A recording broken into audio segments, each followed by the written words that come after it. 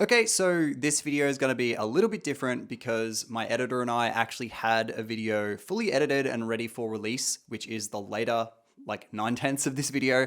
But then Cadril made the announcement today that the entirety of the Lost Ratones roster will be disbanded. So kind of everything I say from this point onward, I'm wearing like a cream crew neck sweater.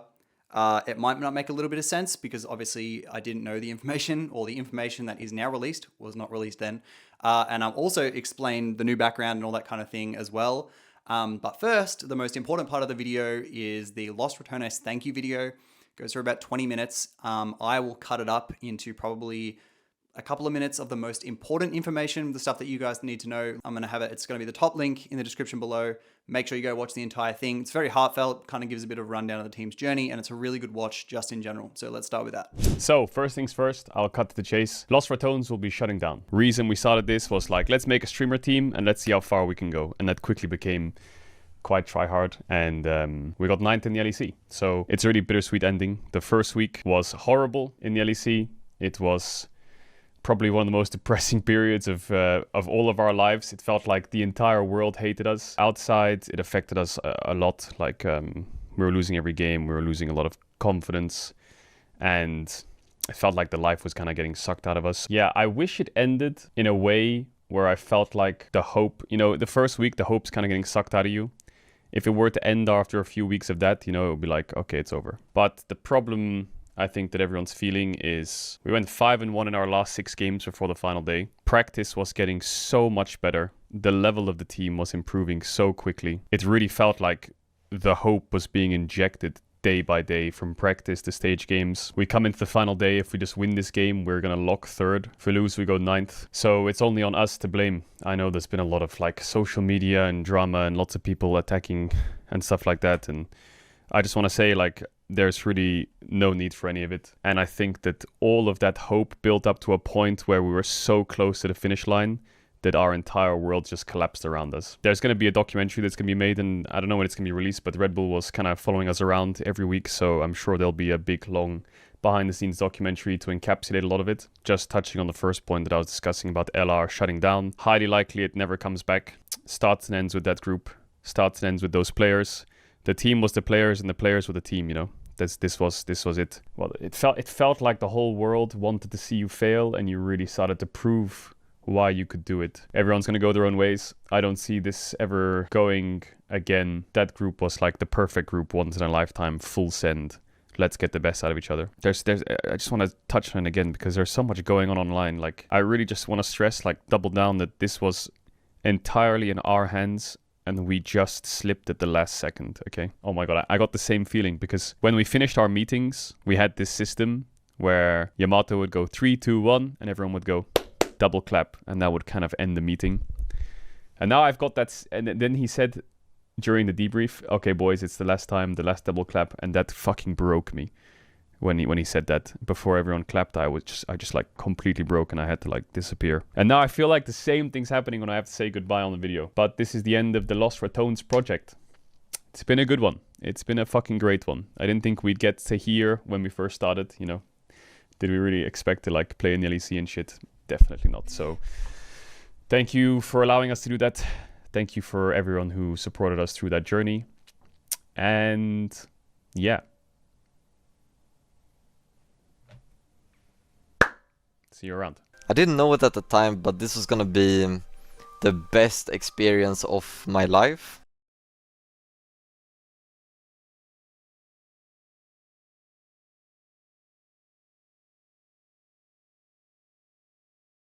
All right, welcome viewers. You may notice something different. My background looks like someone's lawn. It's so green. I painted it. That's why I've been gone for a while. I feel like the last setting was a bit cold. I don't think it looks great right now. I've still got to figure out the setting, and there's like nothing here, so it just looks very plain and flat and boring. But don't worry, we'll dial it in and it'll look really nice really soon. Either way, if you guys want to skip ahead and don't like listening to me yap, you can check the timeline down below. I always put timestamps so you guys can skip to exactly what you want to watch, because I know some people are just here for the news. Either way, if you're not still here, it means that you actually may somewhat like me. I hope. Either way, My comments on my last video said that there was like a 95 to 100% consensus that I better keep the spoon, or otherwise they're not going to keep me in their subscription box, so to speak. So the spoon stays. I guess that's also another reason for the change, is just so it's something different for you guys who've been watching the same thing for a long time, and I like to change it up a little bit. But either way, I just want to say thank you so much for being here. I'm excited to make some new content for you guys, a little bit of a different style. I kind of want to do more like off the cuff recording. I don't even want to cut that out. Clappy, if you're watching this, leave that in.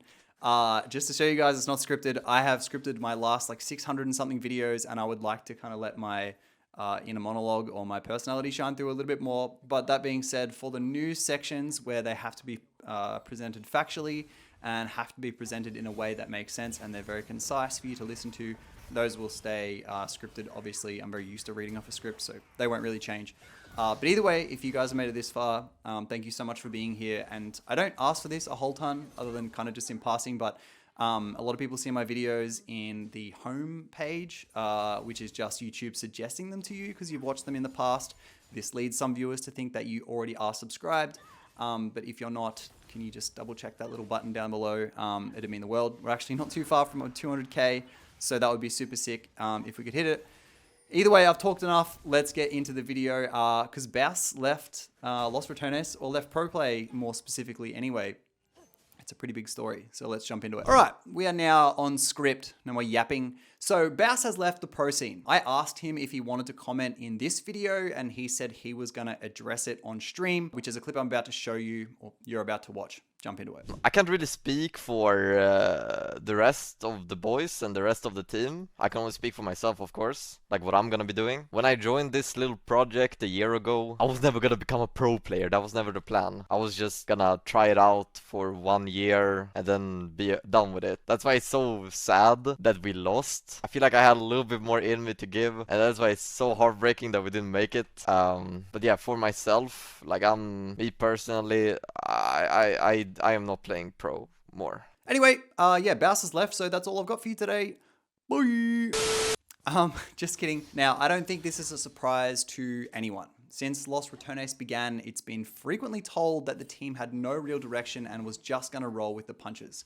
Baus even more specifically, because he was never really into pro play, more of a solo queue player. As he just said, it was never what he was setting out to do. The team's potential kind of just pushed him into it, and they really succeeded, and he got to thus far. But his gameplay style was always evidence that he was a solo queue player, despite having its niche pro play applications. But once teams with their strategists, their analysts, and their coaches learn how to counter it, it falls flat really fast, and Baus was then forced to play conventional meta picks and play top laner like a top laner, which not only is he not practiced in, more importantly, he doesn't enjoy it. In my last video focusing on Los Ratones, we left them in a banger where they defeated Shifters, and since then they continued to play well, but not quite well enough, as they fell short of the playoffs and were eliminated. So how'd we get here? Let's jump into a quick recap for the full-time employed and for the students who can't watch 30 hours of League a week of their last 5 games versus MKOI, G2, Navi, SK Gaming, and Vitality, after a quick word from today's sponsor, your newest League of Legends coach, Tapin. So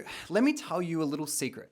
In the world, when someone wants to get good at something, they have to pour thousands and thousands of hours into it. And then through that massive experience, they not only are a master themselves, they can then teach others to achieve similar levels of mastery in a fraction of time by eliminating all their mistakes that they made in the process. So on that vein, this is why hiring a professional League of Legends coach is the best way to achieve your ranked goals, and where our partner, Tapin, comes into play. In only a matter of seconds, you're paired with a coach to fit your needs who has the experience we just established. And to shake things up a bit, because I've done sponsors with these guys before, we're also offering a free coaching session with me to a random person who signs up. You and I will jump on a call 1v1, one-on-one, all romantic like, and we'll get to discuss your gameplay strengths, weaknesses, and your patterns that you fall into and more. For all of this, of course, the link is in the description, and it has all that you need to know to get started. So yeah, bit random that you can win coaching off me like I'm a Riven one trick. But I've been playing the game for a long enough time, and I have enough game understanding to feel like I could coach pretty much any role below Diamond, which I think most of you guys are. But I specialize in top lane, obviously. So if you're a top laner, it's just a bonus. Anyway, Into MKOI versus Los Ratones in week 3 of LEC Versus. And this might have been the closest game of the tournament. I mean, at the 39th minute, which is already late game, there was a 0 gold differential. 0. But just because there's gold negligence doesn't mean there's map negligence. Los Ratones have more dragons on the map, and they also have Baron, which gives them push and scaling pressure, obviously. And Cranny's Caitlyn is well online, working on his 7th item because of the new ADC quest, which is weird to say. And Nemesis's Ori is there to provide utility to Baus's Poppy and Valia's Mundo, making it hard for the MKOI threats to access backline. Now, MKOI still have sufficient damage and exceptional range through Azir and Ezreal, and Jarvan always remains an engaged threat, but anyone who's ever been headshot by an almost full build Caitlyn knows just how much she can hurt. Let's see how Los Ratones close it out with Baus buying such precious time in a late game team fight. Watch out for Azir, please. Crown you're deep, Crown you're deep. Redemption's coming out. He'll dash out with the footwork. Velia now a little bit overextended as Jojo and Iliorio has the ult. flank. Baus gets the stun onto the Baus ults out too! Baus ults out too! Baus ults out too! Valia's gonna kill the Azir! Down goes the Jarvan! Down goes the Kai'Sa as well! Surely we can end mid! Surely we can end mid! Don't let him get the wave! Don't let him get the wave! Ratones continue. Don't let him get the wave! Fight after fight is going their way. Don't let him get the wave! Bousing TP spot! Chase them! Baus is looking for a kill. Baus. This is such a massive one! This is such a massive one! This is such a massive one! Can we end mid? Yes or no? 30 seconds on anyone else. Can we end mid? Yes or no? Can we end mid? Yes or no? Because I'm thinking yes! Because I'm thinking yes! That's what I'm talking about! That's what I'm talking about! And with that win, Los Ratones progressed with a 3-game win streak, really making the doubters reconsider their stance on Caedrel's team. But can the momentum carry into their game versus the European Titan G2? At the 30th minute, it's 6 kills apiece. Not very dynamic, but with an almost 4k gold lead and a hungry Baus-cled engage, a mid-wave might be all they need to close it out. The flash comes in, but he manages to escape! Stun onto the Aatrox! Crowny holds forwards! TP from Baus! You do not take Nemesis for free as he goes with the ult. Oh my god! Caps has flash! They're all stacked up! The Toonies are going forwards! It's a big stun from the Anivia! It's 3! It could be 4! Skillbot's gonna die! And the Toonies have a mid-wave! Can they end it? 50 seconds on the respawn! So the Rats hit a 4-game win streak against some of the most established teams in Europe. Not something people expected when they lost to last place KC Blue in week 2 and Fnatic in week 1. So can they make it 5 games versus Navi? At the 18th minute, there is less than 1,000 gold in difference, but a dragon fight quickly turns that on its head as Navi find a split Los Ratones. Oh, we can get it maybe. TP there. Ulti from Paris buys a bit more time as Nemesis is off. Wait, Nemesis is... Zombie has the fully activated ult stacked We up, didn't get the Drake, available to fuck. go. Stun going down on the main for the meantime. The Drake we has lose the game, already yeah. It's over. fallen. Navi got what they wanted, and now Nemesis has to be fancy with the footwork here as the curtain call is there. One more shot, nice sidestep backwards. I don't know what with we're the doing. Realm Warp coming in as well, and he's got nowhere to go. W flash over the wall into I don't know what we're Baus. doing. I really don't know what we're Triple doing. kill for I don't get it. Navi dominating. After that fight, Navi held discipline, dragging Los Ratones down slowly before closing the game out with a 15k gold advantage at the hands of a Dragon Soul, as Los Ratones try their hardest to contest Elder. It's of 3 people as he goes all out though. He's not able to do a whole hell of a lot. Velia a bit too far forward. And NT boys, NT. Already All good, all good. Resigned to this fate as Poby's now coming in. You win some, you lose some. Hit. Poby goes golden. An ulti from Nemesis goes wide, and I think Navi just gonna look to end it here. Navi found. After that loss, the Rats need to take the next win for a chance at playoffs. And against the 3-win, 6-loss SK Gaming, they might be in for a chance. At the 31st minute, there is 1 caster minion difference in gold before Dragon, and tensions are high as one bad fight could mean LR miss playoffs. And it kind of shows, with only 8 kills in the entire game. But as Los Ratones take Baron, SK attempt to deny an objective that isn't there, and they pay heavily for it. Here to block the way in. TP We're doing Baron in as well as they look for the fight. Mickey on a flank position has the pop block. It's okay, it's okay, it's okay. Just finish the Baron. But Baus is there. And Yes, Crowny! Kill the Nico! Baus, stopwatch! Baus with the stopwatch, corner of the forge, got onto the backline. Baus trying to get Big away. bomber! Cast, Wonder diving in. It's okay, Karma died. Corky's alive. Nice, Sintal's dead. Oh, he's going in! Oh, he's going in! Oh, he's going in! Bouncy over the wall! Wonder no flash! Baron to the 30s! Down goes goes the Orn! Surely down goes the Orn! That's Baron to the Tones! That's Baron to the Tones! Come on now! Come on now! SK attempt to contest a Baron mid-wave, but as a hyper-fed Crownie now has GA, using engage tools just for its passive is wasting too many resources, and LR sealed the game. 5k gold up as Gragas in late game, level 20. He is pit blocks them onto the backline. Here's Jake, here's Jake. They go onto Crownie, Yes, but he's Jake, got we a play it. Guardian Angel Call Unfortunate coming out as well. But Look to Yunara. Yunara dead! Crownie live! Crownie live! GA on the Sinzao! Nemesis is 1v3ing them in the back line! Down goes the Sinzao! GA gone! Nemesis chasing onto Wunder has flash, goes to the blast code. Now, despite that well-fought win, Los Ratones weren't quite out of the woods due to formatting issues and still needed to take down Vitality to be guaranteed a spot who were ahead of Los Ratones on the ladder. But they still entered the final day with a 90% chance to make playoffs. And in a very poetic champ select, Baus got his Scion. At the 18th minute, it's already looking promising. LR lead by almost 5,000 gold, but by the 20th minute, Baus gets picked, leading into Crownie being collapsed on mid-wave, which gives Vitality a Baron and a foot in the door. And they use that Baron very effectively, narrowing the gold lead down to 1,500 before Soul Point fight. And this one is a doozy, like it goes for ages. So yeah, the gap bridges, but the gold is still extremely close. LR managed to take Soul and head mid with the wave, but this siege just ain't it, and the LR throw is now complete. So they lost. What happens now? That loss immediately puts them in a position where everything depended on other teams' results, but more specifically, Carmine Corp versus Heretics, which was already a pretty high probability for KC to win. If KC won, LR would make playoffs through the standings and tiebreakers.